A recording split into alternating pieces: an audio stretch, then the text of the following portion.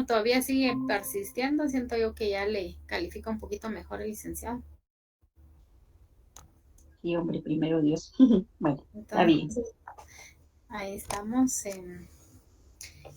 Buenas noches, Sergio, buenas noches, Susana. Vamos a empezar ahí el repasito del día de hoy. Este es el último. Miren, mandaron dos cuestionarios, uno en blanco, los primeros dos en blanco, y este otro cuestionario que lo mandaron ya con las respuestas, ¿verdad? Entonces igual yo voy a ver si hacemos una similitud, a ver si vienen las mismas preguntas en los dos cuestionarios anteriores.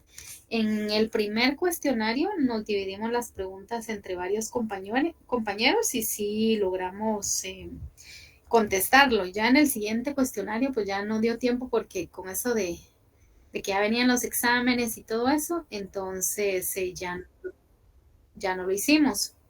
Y de ahí que el auxiliar mandó este último que vamos a ver hoy, que de plano, ese de plano sí es el que viene.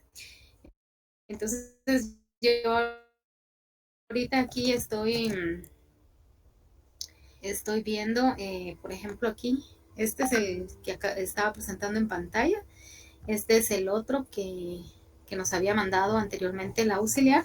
Y aparte de ese, hay otro, pero yo la verdad no he visto ahorita hasta entre hoy y mañana voy a ver todo eso para ver si son las mismas preguntas, ¿verdad? Hoy por lo menos vamos a, vamos a ¿cómo se llama? A ver el otro, porque miren, el que ya está trabajado, ¿eh? Que habla de la política colonial. Este lo hizo Yoshi. Aquí están las otras preguntas, creo yo. Entonces, ahorita estas son las que hacen falta, pero vamos a repasar el día de hoy el que ya nos mandó la licenciada ya resuelto.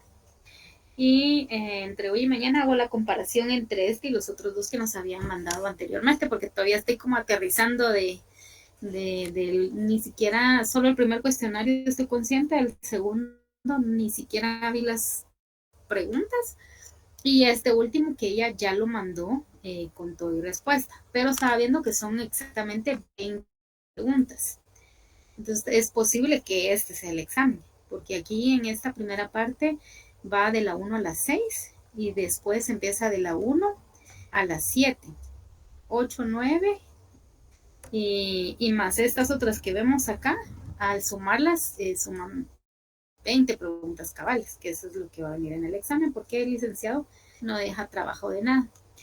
Entonces acá en esta primera pregunta dice, ¿es la jurisdicción de competencia a la que legalmente están sujetas las partes de un litigio a través de tribunales especializados en determinada materia? Puede ser también el privilegio que le concede a una persona por el hecho de pertenecer a un determinado grupo social o a una institución. Entonces aquí la respuesta es fuero. Yo escuché de renuncia a esa parte de esto, entonces a esa parte que le corresponde a uno de pertenecer uno exactamente a la dirección o a lo que a uno le corresponde por derecho. Pero yo en realidad no entiendo la palabra fuero, entonces voy a averiguar qué es fuero, solo como para encontrarle una razón lógica a esa respuesta, para ir haciendo un poquito de asociación con la pregunta y la respuesta. Dice, el fuero es un conjunto de derechos, privilegios y protecciones especiales que se otorgan a ciertos grupos o individuos para garantizar su independencia y proteger su trabajo, ¿verdad? Entonces, el fuero prácticamente son esos derechos, privilegios y protecciones especiales. Entonces, imagino que por eso acá en esta pregunta uno dice, ¿es la jurisdicción de competencia a la que legalmente están sujetas las partes de un litigio, ¿verdad? Entonces, tanto la persona que pide como la parte pidiente, como el sindicato, ambos están sujetos a ciertas cosas que la ley les permite. Por ejemplo, A la persona que comete el delito, pues tiene derecho a tener un abogado, a que se le haga un proceso justo. Y a la persona que ha sido la persona agraviada, tiene el derecho a que también un abogado le defienda, a que también le sea resarcido el daño en toda la medida. Por eso es que acá al final sí tiene lógica la respuesta, porque si nos dice que es la jurisdicción de competencia a la que legalmente están sujetas las partes de un litigio a través de tribunales especializados en determinada materia, ¿verdad? Es como que diga yo, bueno, si fue un asesinato, hay tribunales especializados en el área penal, ¿verdad? Que son los juzgados de primera instancia, y también si es un delito por ejemplo, civil, pues entonces se va hay tribunales especializados en esa área. Y puede ser también el privilegio que se le concede a una persona, y como lo acabamos de leer del fuero, por el hecho de pertenecer a un determinado grupo social o a una institución, ¿verdad? Entonces, incluso las personas que trabajan en el Estado gozan de esos privilegios. Entonces ahí pues si ya le agarra uno sentido a que la respuesta es fuero, ¿verdad? Entonces podríamos quedarnos con esta partecita de es la jurisdicción de competencia y el privilegio que se le concede a una persona, ¿verdad? Entonces esos privilegios, a eso se le llama fuero. Y haciendo la analogía con eso de y renuncia al fuero de su domicilio, como quien dice, renuncia al derecho de tener ese lugar específico, ese lugar sagrado, ese lugar único de vivir, ¿verdad? Entonces, por eso acá en la pregunta 1, cuando dicen que es la jurisdicción de competencia y que es un privilegio que se le concede a una persona, se está hablando de lo que es el fuero. En la pregunta 2 dice, para los efectos de la ley de transformación agraria, quien conoce es el MAGA, ¿verdad? Estas son las áreas de territorio nacional de gran extensión y susceptibles a una profunda transformación de sus condiciones económicas y sociales, que exigen para su ejecución obras y trabajos complejos que, superando la capacidad privada, hacen necesario el apoyo técnico, financiero y jurídico del Estado. Entonces, a esos lugares a donde tiene acceso el MAGA y hacen ese tipo de transformaciones, y donde hacen esas obras y trabajos complejos, ¿verdad? En donde se requiere de ese apoyo técnico, financiero y jurídico del Estado, a toda esa área se le llama zonas de desarrollo agrario, ¿verdad? Entonces, las zonas de desarrollo agrario son las que por ley el MAGA las trabaja y obviamente con los recursos del Estado, ¿verdad? Y con ese apoyo técnico y financiero y esa juridicidad o esa legalidad que le da el Estado. Entonces, en la respuesta número 2 es zonas de desarrollo agrario. En la pregunta número 3 dice, constituye una empresa agrícola por la cual se adjudica un fondo rústico u otros bienes de protección a una sola persona como titular, con la finalidad de dar protección al hogar de dicha familia. Entonces ahí se está hablando del patrimonio familiar agrario. Entonces, en esta tercera pregunta, si se dan cuenta, y se constituye una empresa agrícola, ¿verdad? Entonces, si es una empresa agrícola, también esa palabra agrícola va a ir incluida en la respuesta agraria, por lo cual se adjudica un fondo rústico u otros bienes de protección a una sola persona como titular. Pero ¿cuál es la finalidad? Dar protección al hogar de dicha familia, ¿verdad? Entonces, cuando, por ejemplo, una casa, un terreno, porque una casa sencilla podría ser un fondo rústico, un terreno rústico. Y hay casas o terrenos, a los terrenos se les llama rústicos, porque pues no tienen construido nada, no tienen más que tierra o monte o qué sé yo, ¿verdad? Pero si a ese terreno rústico o a ese bien lo usan con la finalidad de proteger al hogar de dicha familia, o sea, lo hacen para que, digamos, tengan en una familia su papá y su mamá, y por alguna razón se muere el papá, pero el titular es el papá. Entonces, esa casa en donde vive su familia va a servir de protección para todos los demás miembros que están ahí. Por eso es que es un patrimonio familiar agrario. Es agrario porque es rústico y es un patrimonio familiar porque es ese bien rústico o ese bien que una persona es la propietaria o el titular, pero que va a permitir resguardar a su familia, ¿verdad? Entonces, por eso la respuesta es patrimonio familiar agrario. En la pregunta número 4 dice, de conformidad con esta ley, se dan las divisiones de una o varias fincas con el fin de formar otras de áreas menores. Tal operación debe ajustarse a las leyes y reglamentos de urbanismo y a los planos reguladores de que cada municipalidad ponga en vigor de conformidad con la autonomía de su régimen. Y la respuesta ahí es ley de parcelamientos urbanos. Entonces, si se dan cuenta, a veces en las mismas preguntas, a veces ahí está la misma respuesta, porque dice de conformidad con esta ley, y la respuesta empieza también con ley, ¿verdad? De conformidad con esta ley se dan las divisiones de unas o varias fincas, y eso sucede mucho porque a veces hay muchas, hay una finca grande y esa finca la dividen entre 10 miembros. Pero como son de fincas que son para fines de agricultura o situaciones así, aunque estén en espacios urbanos, a eso se les llama parcelas, ¿verdad?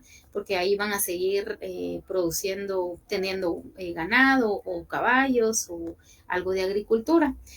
Entonces, cuando hacen esa división de una o varias fincas y las hacen en áreas menores, entonces estamos hablando de esas parcelas que le llaman. Entonces, por eso es que la respuesta dice ley de parcelamientos y como eso es en base al área urbana, no es al área rural, porque dice tal operación debe ajustarse a las leyes y reglamentos de urbanismo. Entonces, en esta pregunta 4 ahí encontramos dos palabras que nos pueden ayudar a recordar la respuesta. Ley de parcelamientos urbanos, ¿verdad? Entonces, de esas dos podemos sacar la respuesta de la 4. En la número 5 dice, en las cartas oficiales publicadas que concedían derechos especiales y el derecho a conquistar América y la obligación de evangelizar, procediendo en dicho acto mutuo propio, es decir, discrecionalmente y en ejercicio de su autoridad.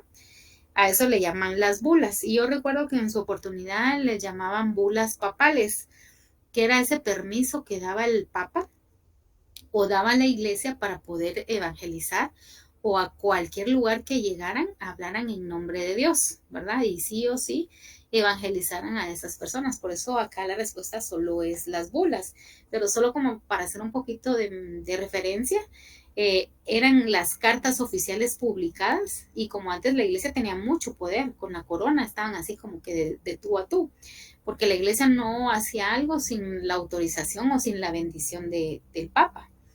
Entonces, eran esas cartas oficiales publicadas que concedían derechos especiales y el derecho a conquistar, ¿verdad? Entonces, en esas cartas, en esas bulas, ahí decía, ¿verdad? Que les concedemos a Cristóbal Colón que vaya y conquiste América. Y obviamente en esas cartas, que eran de tipo oficial porque iban firmadas y selladas por la corona, sí o sí tenían que evangelizar. Por eso es que aquí cuando vinieron a conquistarnos, no nos preguntaron si queríamos seguir con nuestra religión o todo, sino que sí o sí nos evangelizaron bajo los lineamientos de la Iglesia Católica. Procediendo en dicho acto mutuo propio, es decir, discrecionalmente y en ejercicio de su autoridad. O sea, ya por medio de esas bulas, ¿verdad? Por medio de esas cartas, ya tenían el permiso de la corona española, ya tenían el permiso del Papa de conquistar, de evangelizar, ¿verdad? Y entonces ellos por eso hacían ejercicio de su autoridad. Entonces ya no era que nos preguntáramos si queríamos o no, sino simplemente teníamos que obedecer. Entonces a esas cartas oficiales les llaman las bulas. Para los efectos de la ley de transformación agraria son tierras que carecen de cultivos o cuyos índices de ganado fueron inferiores a lo que establece el reglamento respectivo. Permanecen en abandono o no son objeto de explotación inadecuada cuyo rendimiento es deficiente atendiendo a sus condiciones, ¿verdad? Entonces a eso se le llama tierras ociosas. En sí la palabra ociosas quiere decir que es algo que no que no se le está sacando provecho. Si lo hacemos con una analogía de una persona, dice, bueno, no hay que tener tiempo ocioso.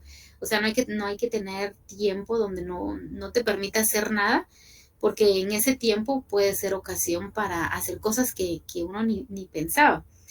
Y regresando a la pregunta del cuestionario, cuando hablamos de tierras ociosas, son esas tierras que por alguna razón, por ejemplo, iban a sembrar café y tenían que dar tanto de café, pero como no daban la suficiente ganancia, entonces decían, ay no, esta tierra no me sirve, ahí la dejaban abandonada, ¿verdad? Entonces, por eso acá en la pregunta dice, para los efectos de la ley de transformación agraria, son tierras, ¿verdad? Y también ahí está la respuesta, ¿verdad? Entonces son tierras. ¿Qué tipo de tierras? Que carecen de cultivos o cuyos índices de ganado fueron inferiores a lo que establece el reglamento respectivo. Permanecen en abandono, ¿verdad? Entonces esa palabra de permanecen en abandono o son objeto de explotación inadecuada cuyo rendimiento es deficiente de atendiendo a sus condiciones, entonces a eso se les llama tierras ociosas, ¿verdad? A esas tierras que están abandonadas o que no dan lo que deberían de dar, el cultivo, la siembra que deberían de dar o la ganancia. En las otras preguntas dice, es un proceso masivo, rápido y drástico de distribución de derechos sobre la tierra y sobre el agua. Debe haber participación política, prestar ayuda económica, asistencia técnica, educación. El Estado debe ser rector fundamental. Entonces, a ese proceso masivo, rápido y drástico se le llama reforma agraria integral. Se llama integral porque presta su ayuda en todos los aspectos, en la ayuda económica, en la asistencia técnica, en la educación. El Estado funge como el ente rector, ¿verdad? Para este proceso rápido y drástico de distribución de derechos sobre la tierra, sobre el agua, y pues que obviamente está el ámbito político, ¿verdad? Hay una participación política, por eso se llama reforma agraria integral. En la siguiente pregunta dice instituciones formadas por familias, con el objeto de solicitar y adquirir tierras baldías, propiedad del Estado. Luego se dedican a su explotación.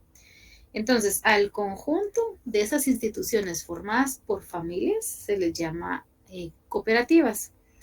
Y con el objeto de solicitar y adquirir tierras baldías, entonces ya son cooperativas de colonización. Y eso lo hacen para explotarlas en el buen sentido de la palabra, para sacar algún provecho. Entonces ya estamos hablando de que están explotando la tierra, entonces ya se refiere a algo agrario, ¿verdad? No son cooperativas o no son tierras para viviendas, sino para sembrar maíz, frijol o cualquier otro producto. Por eso es que esas instituciones formadas por familias con el objeto de solicitar y adquirir tierras baldías que son propiedad del Estado, luego se dedican a su explotación. Entonces ahí estamos hablando de cooperativas de colonización agraria. En la otra pregunta dice empresa agraria formada por campesinos. Y esa, ya vieron que esa fijo, dijo el licenciado que venía dijo esa de la pregunta de por campesinos, venía en el examen y cabal. Dice empresa agraria formada por campesinos, beneficiados por el proceso de transformación agraria, constituidos en una colectividad para explorar directa y personalmente la tierra. Se caracteriza por su naturaleza de propiedad social y todos los bienes son patrimonios de la empresa, ¿verdad? Entonces, si estamos hablando aquí en la misma pregunta es empresa agraria. Entonces, esas dos palabritas nos pueden ayudar a la respuesta. Entonces, esas empresas formadas por campesinos, ¿verdad? Pero que los usan para transformación agraria, o sea, para algún cultivo, sembrar algo. Entonces estamos hablando de empresas, de cooperativas agrícolas. En la pregunta siguiente dice, fue una forma de obtención de la tierra, intervención, elementos jurídicos, económicos, políticos e históricos, sin antecedentes que se encuentran en la cultura hebrea. Residían estas tierras a la salida de los pueblos españoles que se iban fundando. Entonces ahí estamos hablando de los ejidos. Haciendo una referencia de esos ejidos, cuando vinieron a conquistarnos los españoles, habían unas tierras en donde se permitía vivir. Digamos, ellos trabajaban en alguna finca, pero también tenían tierras para vivir. Pero a la salida de la ciudad, ¿verdad? Habían unas tierras que a ellos les permitían sembrar su maíz, su frijol para consumo de los empleados. Entonces, a esas tierras que estaban a la salida de los pueblos españoles, a esas tierras donde las personas podían ahí cultivar eh, su, su frijol, su maíz, sus huisquiles, algunas hierbas o cositas para consumo. Esas tierras las hacían lejos de, digamos, de la finca donde trabajaban, lejos de donde vivían y los hacían a la salida de los pueblos. Entonces a eso le llamaban los ejidos. Entonces por eso aquí dice, fue una forma de obtención de la tierra, ¿verdad? De alguna manera les dieron esos ejidos a las personas y pues obviamente intervienen elementos jurídicos, económicos, políticos e históricos sin antecedentes, se encuentran en las culturas hebreas, residían estas tierras a la salida de los pueblos españoles que se iban fundando, ¿verdad? Entonces los ejidos eran ese pedacito de tierra donde era comunal, donde las personas podían ir a sembrar cosas para el beneficio de todos, ¿verdad? En la siguiente pregunta dice, dentro de los objetivos del decreto 900, ley de la reforma agraria, era liderar las relaciones de producción feudal y pasar a la forma capitalista, preparando el paso para la industrialización del país. ¿Y ese bajo qué gobierno fue? Bajo el gobierno de Jacobo Arbenz Guzmán. Entonces aquí no hay mucho que decir. En el gobierno de Jacobo Arbenz Guzmán, ellos aprobaron ese decreto 900 de la ley de la reforma agraria con la finalidad de que los feudales pudieran tener tierras y de alguna manera darle paso a ese proceso capitalista o de la industrialización que vivió en Guatemala. Fue en el gobierno de Jacobo Arbenz, ¿verdad? Arbenz Guzmán. En la pregunta 6 dice, sujetos de derecho agrario, ¿residen en la capital o el extranjero? Por largos periodos y es poco en forma personal, se dedican a trabajar la tierra, arrendan sus tierras y altos intereses principalmente al mozo colono. Y esos son los terratenientes semifeudales. Entonces, como bien tenemos sabido que los feudales eran las personas a quienes eran poseedores de ciertas tierras, pero dentro de esa clasificación de los feudales también habían personas que residían o ya sea en la capital o en el extranjero, pero ellos tenían sus tierras así para producción de frijol, maíz, café, cardamomo, todos esos productos. Y entonces ellos lo que hacían era arrendar sus tierras a los mozos colonos, ¿verdad? Entonces era gente que les llamaban, estaban en la clasificación de terratenientes semifeudales, ¿verdad? Al hecho de que si eran poseedores de ciertas tierras, las alquilaban con muchos intereses a los mozos para percibir dinero y obviamente estas personas terratenientes semifeudales vivían ya sea en la capital o vivían en el extranjero por largos periodos. O sea, tenían eran dueños de su tierra en San Marcos, pero vivían en la capital, pero se las daban en alquiler a los mozos colonos.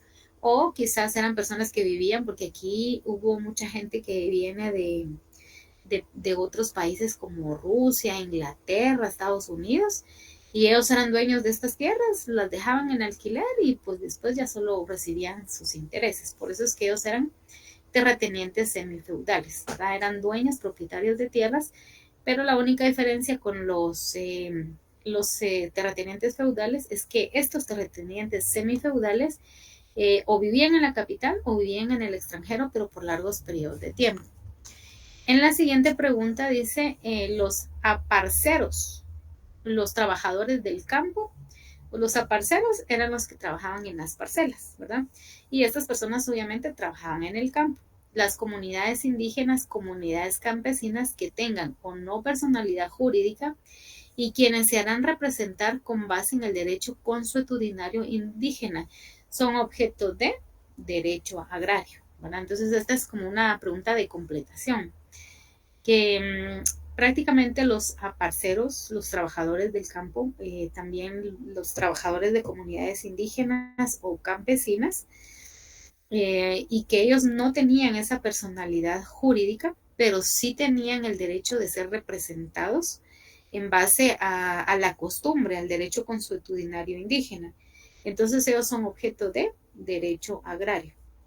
Y en esta pregunta 7, pues la única, digamos, analogía o para que se nos quede la respuesta es recordémonos de esos, los aparceros, y que la respuesta va a ser el nombre del curso, Derecho Agrario, ¿verdad? Entonces, podría ser una clave. En la número 8 dice movimiento reaccionario impulsado por personas, grupos o instituciones que pueden ser afectados en sus intereses por la reforma agraria. Manifiestan que no hay que reformar recurriendo a la difamación y a la demagogia. Entonces estamos hablando ahí de contrarreforma agraria, o sea, sería el movimiento contra la reforma agraria. Como todos saben, hubo un tiempo que se dio esta reforma agraria en beneficio de los campesinos, las personas trabajadoras en los campos agrícolas. Entonces, después de esa época de la reforma vino la contrarreforma. ¿Y la contrarreforma qué? Agraria. Entonces, aquí mismo en la pregunta encontramos la respuesta, solo le agregamos contra reforma agraria, ¿verdad?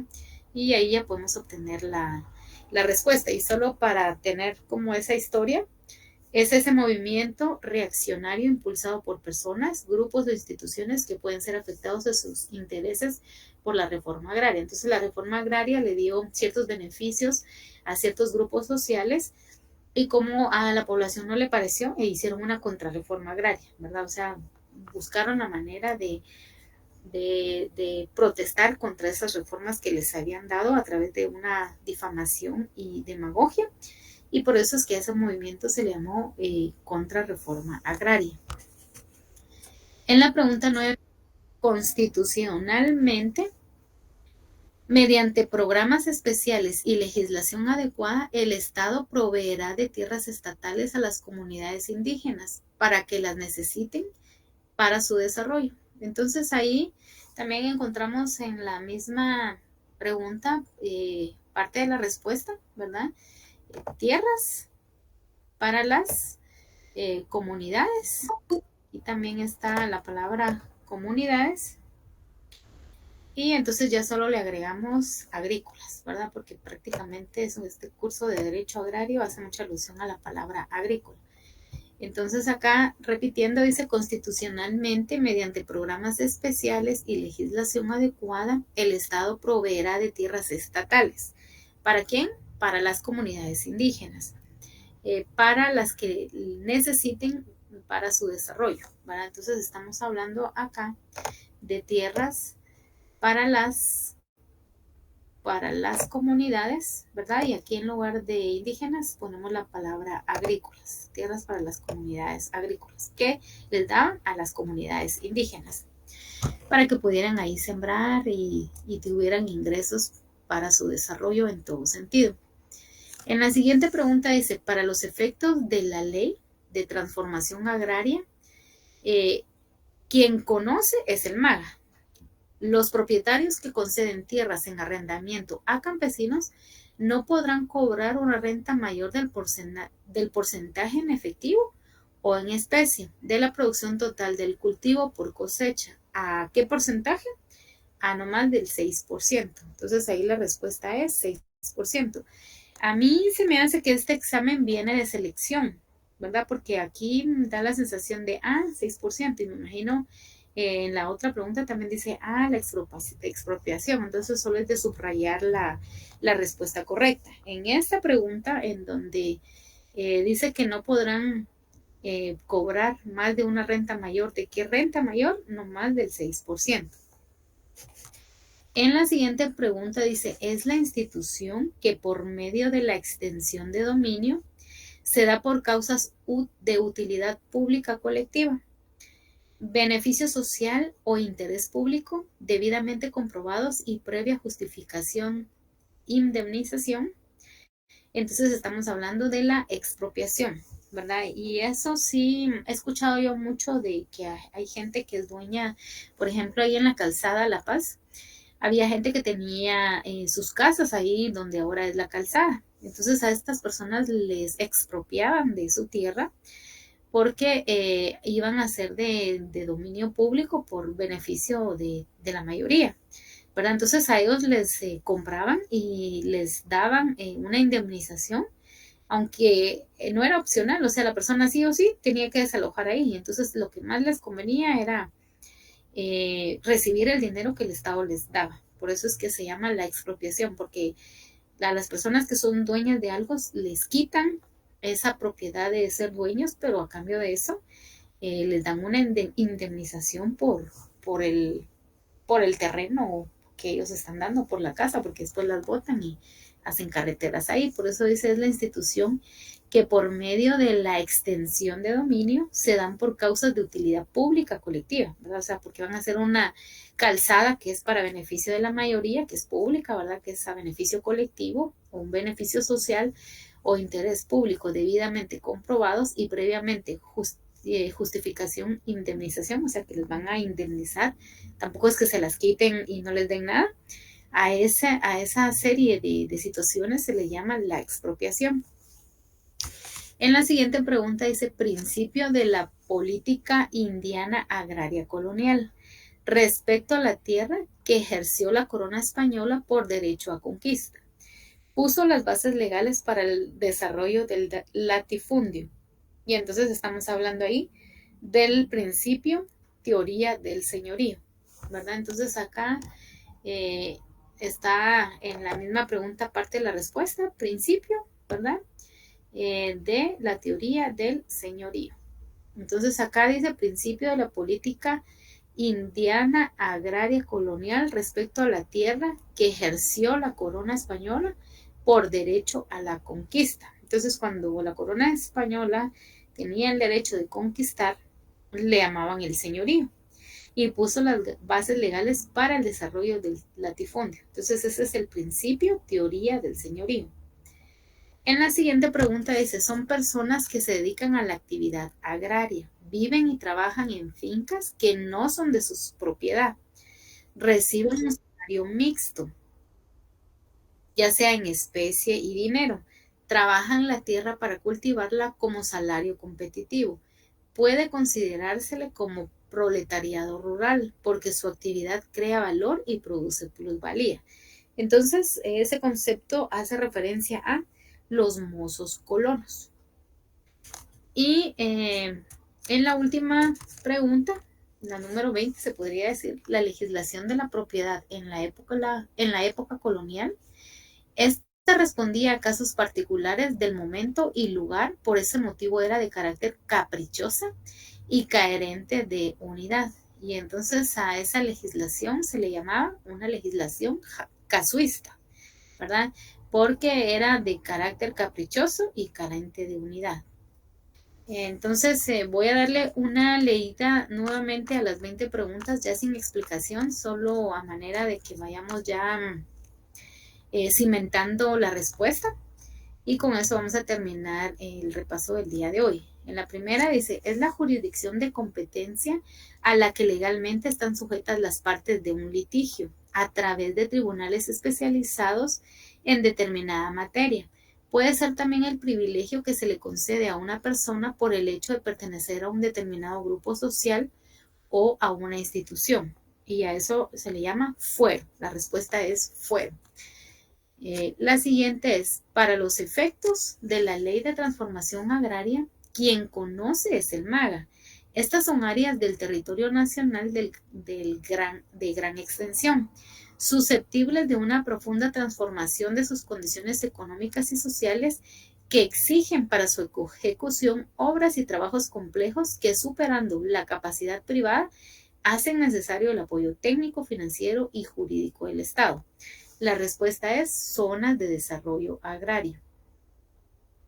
La siguiente dice, constituye una empresa agrícola por la cual se adjudica un fondo rústico u otros bienes de protección a una sola persona como titular con la finalidad de dar protección al hogar de dicha familia.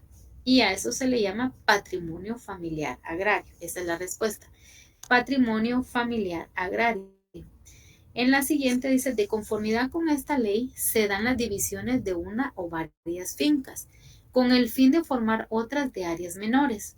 Tal operación debe ajustarse a las leyes y reglamentos de urbanismo y los planos reguladores de cada municipalidad pongan en vigor de conformidad con la autonomía de su régimen. La respuesta es Ley de Parcelamientos Urbanos.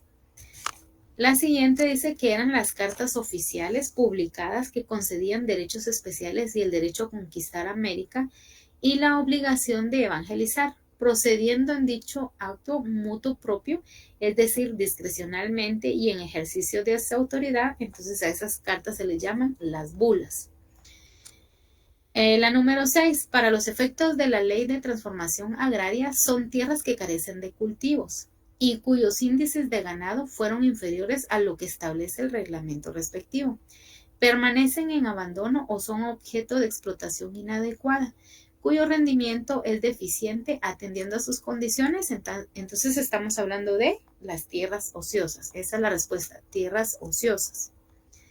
En la siguiente dice, es un proceso masivo y rápido y drástico de distribución de derechos sobre la tierra y sobre el agua. Debe haber participación política, prestar ayuda económica, asistencia técnica, educación.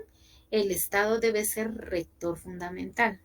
Entonces la respuesta ahí es reforma agraria integral, a ese proceso masivo, rápido y drástico, ¿verdad? En donde el Estado es el rector fundamental, a eso se le llama reforma agraria integral. La siguiente dice instituciones formadas por familias con el objeto de solicitar y adquirir tierras baldías, propiedad del Estado. Luego se dedican a su explotación. Estamos hablando de cooperativas de colonización agraria. La siguiente dice que es una empresa agraria formada por campesinos beneficiados del proceso de transformación agraria, constituidos en una colectividad para explotar directa y personalmente la tierra. Se caracteriza por su naturaleza de propiedad social. Todos los bienes son patrimonios de la empresa. A eso le llamamos empresa de cooperativas agrícolas, ¿verdad? Entonces, arriba son cooperativas de colonización agraria y abajo empresas de cooperativas agrícolas. La diferencia es que en las cooperativas de colonización agrarias son esas tierras baldías, ¿verdad? Que las personas le solicitan al Estado. Entonces ahí ya se vuelve cooperativas de colonización agrarias. A diferencia de las empresas de cooperativas agrícolas, que esas están formadas por campesinos. En la de cooperativas de colonización agraria están formadas por familias y en las empresas de cooperativas agrícolas están formadas por campesinos. La siguiente dice fue una forma de obtención de la tierra. Intervienen elementos jurídicos, económicos, políticos e históricos. Sin antecedentes se encuentran en la cultura hebrea. Residían estas tierras a la salida de los pueblos españoles que se iban fundando. Entonces a esas tierras que estaban a la salida de los pueblos españoles se les llama los ejidos. En la siguiente dice, dentro de los objetivos del decreto 900, ley de reforma agraria, era liquidar las relaciones de producción feudal y pasar a la forma capitalista, preparando el paso para la industrialización del país. Eso se hizo en el gobierno de Jacobo Arbenz Guzmán. La siguiente dice, sujetos del derecho agrario residen en la capital o el extranjero por largos periodos. Y es en poco que en forma personal se dediquen a trabajar la tierra. Arrendan sus tierras a altos intereses, principalmente al mozo colono. Y ahí estamos hablando de los terratenientes semifeudales. La siguiente dice los aparceros, los trabajadores del campo, las comunidades indígenas, comunidades campesinas que tengan o no personalidad jurídica y quienes se harán representar con base en el derecho consuetudinario indígenas son objeto de derecho agrario. La siguiente dice movimiento reaccionario impulsado por personas, grupos o instituciones que pueden ser afectados en sus intereses por la reforma agraria. Manifiestan que no hay nada que reformar recurriendo a la difamación y a la demagogia. Entonces estamos hablando de el movimiento contra la reforma agraria, ¿verdad? Contra reforma agraria. 9. Constitucionalmente, mediante programas especiales y legislación adecuada, el Estado proveerá de estas tierras estatales a las comunidades indígenas para las que necesiten para su desarrollo. Y esas son las tierras para las comunidades agrícolas. La siguiente, para los efectos de la Ley de Transformación Agraria, quien conoce es el MAGA.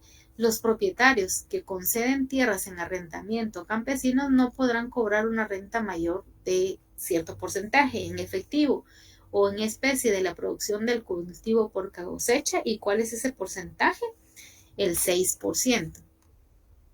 La siguiente dice, es la institución que por medio de la extensión de dominio se da por causas de utilidad pública colectiva, beneficio social o interés público debidamente comprobados y previamente justificación e indemnización.